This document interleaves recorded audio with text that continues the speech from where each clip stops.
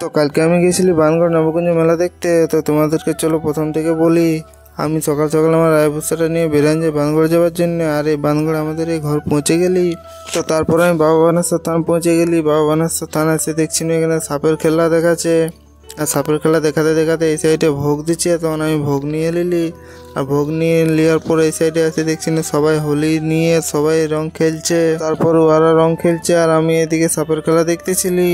তো তারপর সাপ খেলা দেখার পর আছে দেখছি না এই সাইডে অনেক বাজনা বাজছে। তারপরে এই বাজনা বাটির দিকে চলে আসি আমি। এইখানে এসে দেখছি না এরা দমে নাচছে। আর দেখো নাচে নাচে একদম ধুলা উড়ান দিচ্ছে। তো আর ওই সাইডে বিড়ি ছেলেগুলোও কম নাচছে না, পুরা টক্কর দিয়ে দিচ্ছে ছেলেদেরকে। পুরা নাচছে একদম টক্কর দিয়ে দিয়ে।